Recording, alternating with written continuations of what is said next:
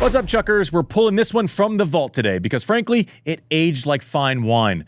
As always, the full episode link is in the description, so check it out. If you want to see more clips like this, make sure to hit the subscribe button.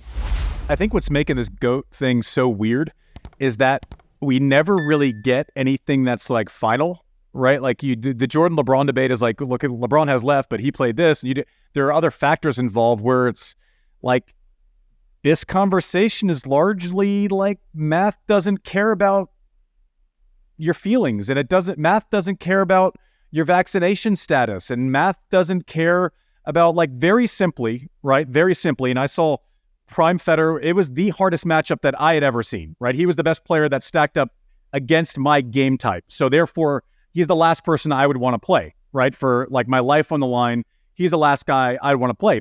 But like, you line up 3 resumes, and if you choose any of them except for this one, you are an insane human. Like it's just very simply, that's the way it is. Everything else is about preference of what you like to watch, right? You like the ballet, the artistry, or the blunt force trauma of Rafa. And I've always said what Novak does so well doesn't immediately jump off the screen to an untrained tennis eye. What Roger does very well is very obvious. It's amazing if you know tennis as well as I do, and it's amazing if it's the first tennis match you've ever watched. Rafa, the physicality with which he can play, the RPMs, his speed, the drama of when he's running something out, even the drama of his grunts, like it all makes sense where he's like, okay, this guy's like instantly, he's like this gladiatorial figure. Whereas Novak is like, he is a surgeon. He is literally picking you apart, and you have to make these huge risk trade-offs to make an impact on him. And he knows it, and it might work for a little while, but he knows it and you know it, that you're probably not going to be able to do it over the course of 3 or 4 hours. Now, believe it or not, John, most of us, large-scale debates aren't great at nuance. We like the simple headline. And Novak's game, frankly, doesn't provide that simple headline often enough. But if you can make an argument against his numbers, you are being willfully ignorant at this point. That's what I think. Why am I wrong? You are not wrong. I think you're totally right. I think there are two. One of them is, I always think nation of origin has something to do with that too, right? The same way Federer's skills jump out at you, right? You can be a casual fan. You can appreciate this guy's moving really gracefully. He doesn't make any noise. Nadal, this guy's doing weird things with the tennis ball, and he's a lefty, and he's got pirate pants. And Novak doesn't have that immediate jump off the screen appeal. I think some of it too is, I know Switzerland. That's where we used to go on vacation. We go skiing. They're neutral. They like chocolate, and secret is banking. I know Spain. We love paella, and we once went to Mallorca. And you say Serbia, and people say, well, wait a second, wasn't this part of Yugoslavia? But it was this breakup, but it was only a few years ago. And we always hear about the swimming pool and the UN and the bombings. Nobody really knows. The casual fan don't necessarily know the history. So I think Djokovic has suffered for that. But I just think, like, enough, guys. He's almost 37 years old, and he's won more majors than any other male who's played tennis. Let's take a moment to appreciate, you're right, even if it takes some complexity, even if it does take a bit of an explanation to explain to the guy next to you on the airplane why he's extraordinary, give the guy his due. Yeah, and I'll go into it just from like a nerd out situation, and then we'll move on. I've mentioned that it's not easy to explain, but I'll try my best. Simply, his ball never gets up on the backhand side. It is below your strike zone all the time. Like, it's not as if he shanks one up and like he keeps it, drives it through the court, doesn't hit it harder than anyone else. His ball flight keeps it down. His superpower of all superpowers is the ability to switch directions without risk, which means he can find the pattern and the matchup inside of the game that whenever he wants, right? He's the only person that can simultaneously switch directions on Roger, take Rafa's forehand, that lefty thing that jumps up and away, which was Roger's kryptonite, right? Up in this pocket above your head on the backhand side, step in, not only step in and be comfortable driving it, stepping in, comfortable driving it down the line and actually finding Rafa's backhand off of that ball. That is an impossible thing to do.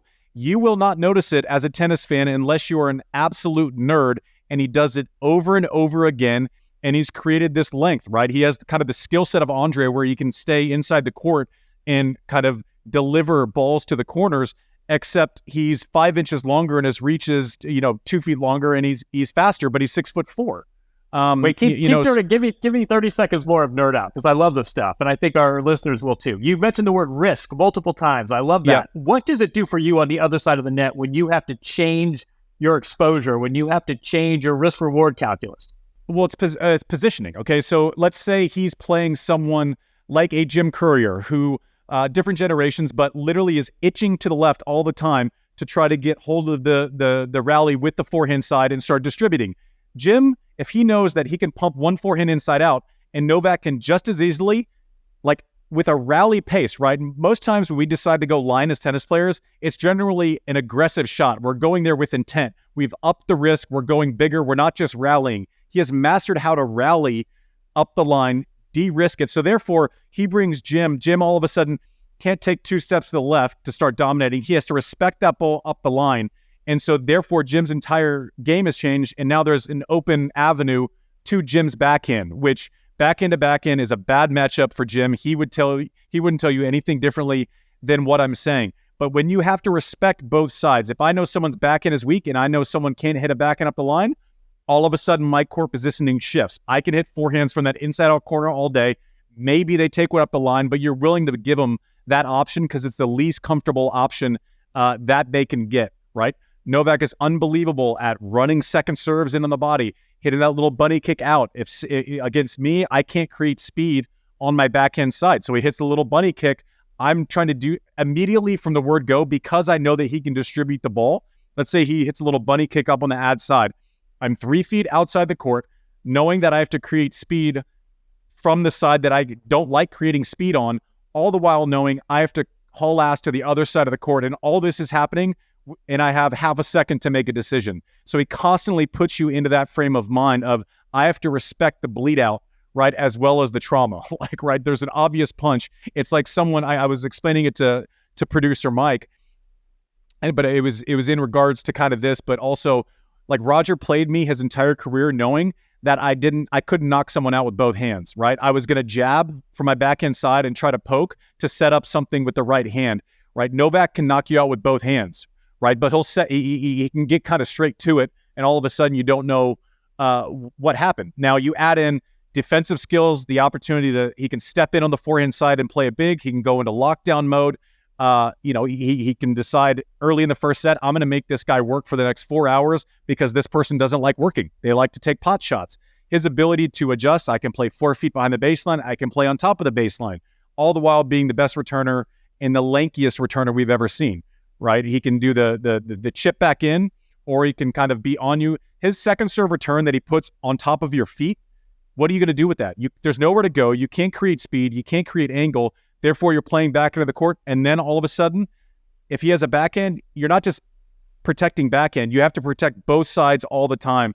It's a mountain to climb, but on every single shot, knowing that he can pull the ripcord to either side of the court, regardless of height over the net. If he's low, he can hit it both ways. If it's high, he can hit it both ways. He can hit it through the court. He can dial it back. He can play defense. He can play offense. It's tough to solve for. And there you have it. Hope you enjoyed this clip from the vault. Make sure to hit subscribe and drop a comment. We'll see you later, Chuckers.